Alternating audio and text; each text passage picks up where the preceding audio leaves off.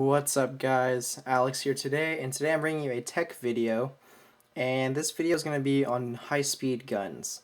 Now, I need to clear something up. There is a misconception with high-speed guns that they are unreliable, they are expensive, and there's no need for them. For the most part, those can be true. These can be unreliable if you don't know what you're doing. They can be expensive if it's a build similar to this, with a $125 gear set and a $100 MOSFET and everything like that. And they can be pointless. But I like fast-shooting guns, and I like building them because they're fun. And I like screwing cheaters up when I catch them. A lot of us high-speed people will actually just shoot semi just because the semi-auto response is just godly. And full auto is just for those special occasions where it's just hilarious.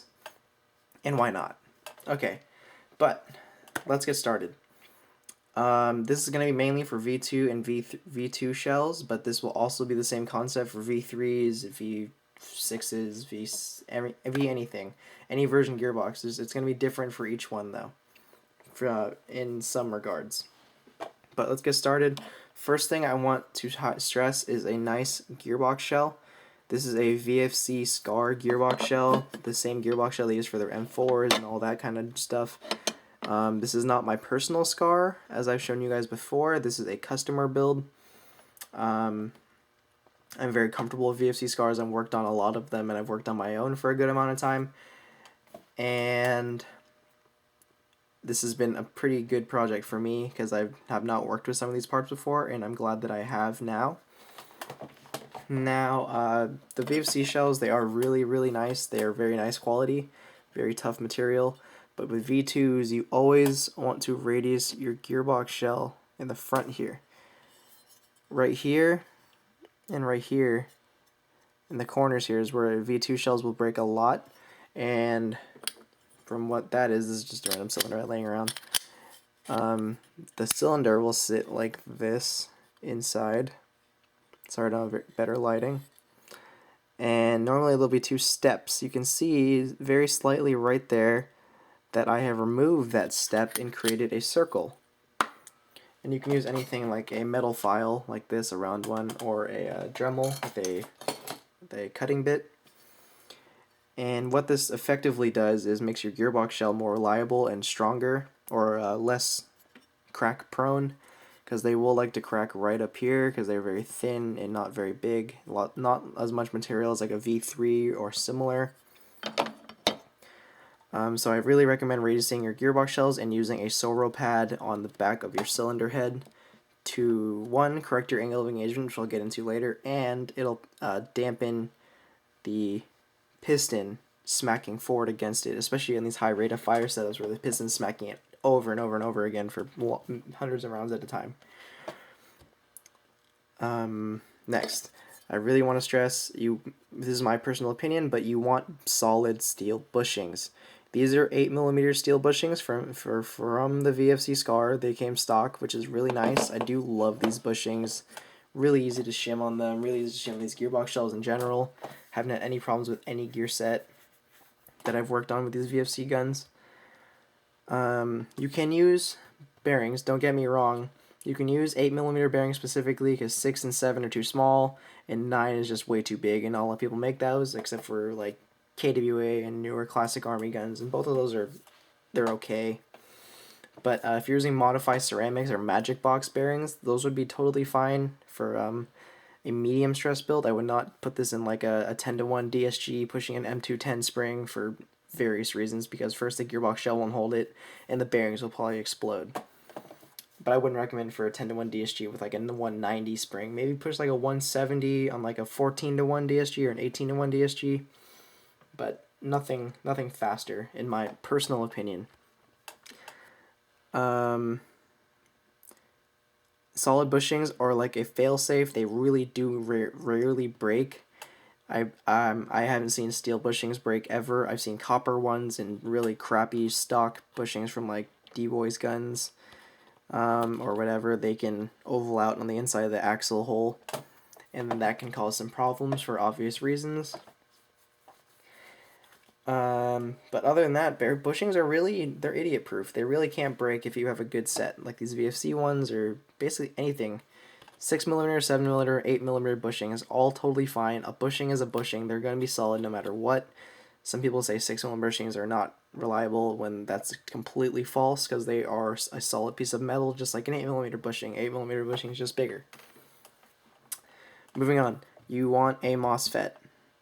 Not even you want one, you need a MOSFET. Because odds are you're going to be pushing an 11.1 through this build because the 7.4 will not get you over 30 RPS unless you're using a high-speed motor. And high-speed motor does not equal high speed. That equals high speed in a regard that it's fast, but it's not tuned like a high-speed gun. It's not reliable, it's not efficient, it's not any of that. So, MOSFET. This is a BTC Chimera. This is the best, hands down, the best MOSFET on the market. This is a Chimera Mark II. As you can see, it has this external unit here going to Dean's connector for obvious reasons because Dean's connectors are just better than Tamiya, or you can use XT60s. Those are getting a little more popular nowadays. This is one of the best this is not one of the best MOSFET on the planet. The trigger pull is absolutely nothing on these, so hair trigger mods are endless with this gun. You could have the trigger pull just be tick, tick, tick, tick, tick, tick, tick, tick. You don't even see the trigger moving. I've seen builds with these where the person blew on the trigger and it shot. Like they literally blew on the trigger and it shot. MOSFETs, they're great because they will, 1, protect your trigger contacts. 2, this one specifically will tell you when your lipos are dying. 3, they're more efficient. 4, and they'll give you a slight boost in performance. Because instead of having your electricity go from the battery all the way to the trigger contacts back to the motor, this just sends a small signal to the battery and then bam, straight to the motor, straight down into your motor, and then bam, shot. So a lot more efficient, it'll save your battery life and all that kind of stuff, which is great. That's why I really recommend a MOSFET. And it does not need to be a BTC MOSFET. You can use literally any MOSFET. Well, to a point, like cheap JG ones or APS ones are shit, but any 3034 base MOSFET, you can use gate MOSFETs, not really like they're cheaper ones, but the Murph 3.2 or the Pico SSR are really good. And the Pico is good because you can fit that anywhere. You can even put that inside your gearbox shell, but you can also do that with 3034 FETs. And 3034 FETs, they are cheaper and very easy to build. If you do want to build them yourself, you can get almost all of the parts at Radio Shack, which is really cool. And a lot of people will sell them for really cheap. Next, you want good compression. The reason why you want good compression is you don't want any inconsistencies in your shot, especially when you're having 30 plus BBs shooting at one target. You want your BBs going everywhere, and if you have good compression, you won't have that kind of a problem. In this setup, I'm getting perfect air seal. This is an SHS cylinder head. It's a double O-ring CNC'd aluminum cylinder head. This is a stock VFC nozzle because it has the internal O-ring, which is nice. This is an SHS piston with a Lonex piston head, if I can get it out. The Lonex, I believe this is a Lonex piston head at least. And then this piston is obviously Swiss cheese. More into that in a bit. And you also want to match your voluming with your cylinder to your barrel length.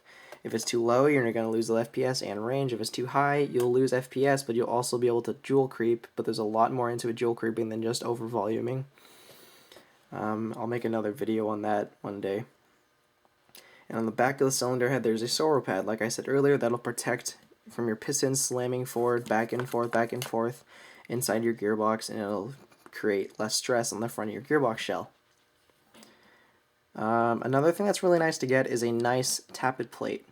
What'll come in stock VFC scars is this crappy clear polycarbonate tappet plate, and for some reason this lasted in my scar for a long time before I replaced it with a Lonex one, which is exactly what this is. And I'll have to do a little bit of testing still because I had to shave down the fin right here because I was having some FPS issues on full auto, but that's, again, I can make that's for another video. There's a lot of topics in here that I'll go more in detail about in separate videos, but this is basics.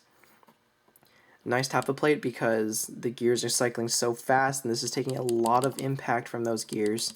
So you want this to be made of a good material, not like this polycarbonate, which I could snap right now. Or bend, like that. Okay, maybe it won't snap. But I can do that with it. And these tappet plates are honestly the worst. These polycarbonate tappet plates. And it's gone, and I don't even care. Next, and pretty much lastly for the most part, is a gear set. Now, you do not need a high-speed gear set for high speed. You can get away with using an 18-to-1 stock gear set and using like something like a 16 TPA motor. And let me grab one of those real quick.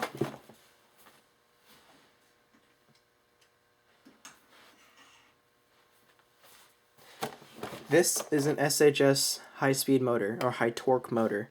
These are balanced motors, so these actually are about 16 TPA, which is turns per armature. Real quick breakdown, anything 14 and under TPA is high speed, 16 is balance, and anything above 16 is high torque. This is a balance, so it's a 16 TPA motor. It has neodymium magnets on the inside, so it's very hard to turn the pinion gear. It actually kind of hurts, ow. And you need a neodymium magnet motor. If you're not using a neodymium magnet motor, then you're doing it wrong. And you're going to get a much less efficient gun. But, like I was saying, this is a Siege Tech 10-to-1 single sector gear set. This is the fastest and lowest ratio single sector gear set you can buy on the market. These are $125 gear sets. These are not needed at all. You can get away with 12 SHS 13 or 12-to-1s or anything like that. And yeah, you also want to make sure that your gears are shimmed perfectly. This gearbox is shimmed perfectly. There's zero gear noise at all. All you hear is the piston slamming forward, and I really like that. And it just sounds so much better. Creates less heat, creates less wear and tear and stuff like that. Another thing that's going to help that is having a pinion gear that meshes well with your bevel gear. This is an SHS pinion, which meshes perfectly with the Siege Tech bevel gear, which I have learned from personal experience and from other people telling me that. Take your time with your shimming. That's all I can say for that. Don't rush it. Shimming really isn't a hard process. It's just time consuming. You're going to want a good ARL. The ARL takes a lot of beating too, especially when you're shooting a lot of semi-auto and full auto too. So this is the stock VFC one, I believe. It looks the same as the one in mine, so I'm going to say it's the stock one. And it's a very strong material. I really like these. These hold really well. You don't need to fiddle with it when you're closing the gearbox up, which is awesome. One of the last things I can recommend, or second to last thing I can recommend, is a bearing spring guide. That means you don't need bearings on the piston head, which saves weight on the piston. And you want your piston to be as light as possible because you do not want to hit pre-engagement. Pre-engagement would be, an example would be if the piston's going back and forward again, and then the teeth on the gear, on the sector gear, it's not wanting to spin, but the teeth on the sector gear will pick it up early, which is bad because you're going to get loss of FPS because they'll only catch it right here, or like here, and then pull it back and then slam it forward. So you'll have some weird FPS issues. You'll get a lot more wear on your piston. Make sure you have a steel rack piston. Sorry, I'm babbling on because I'm just realizing that I'm forgetting some things because I'm stupid and it's late at night right now. Steel rack piston, you'll want your AOE to be perfect with that Sobro pad. And this is Swiss cheese. This is a very light, this is a very light setup. What I use normally for my guns, like this one right here. This is a heavily Swiss cheese SHS piston with a lot of teeth short stroke because it's going to be thrown into a DSG.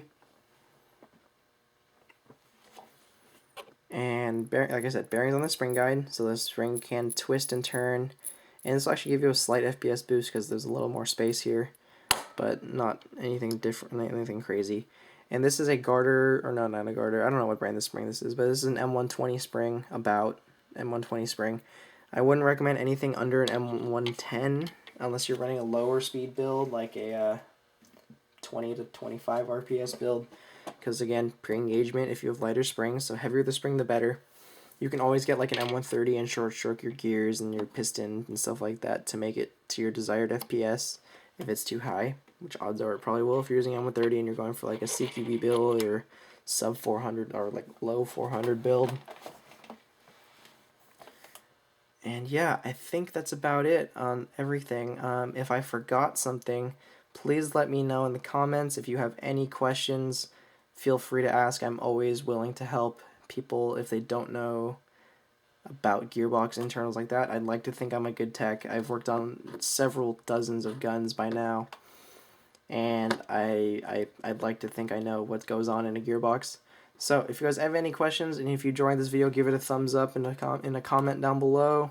You feel free to subscribe if you want. If you hated the video, tell me why. If you liked the video, tell me why. That'd be awesome. Hope you guys enjoyed the video, and I'll see you guys later.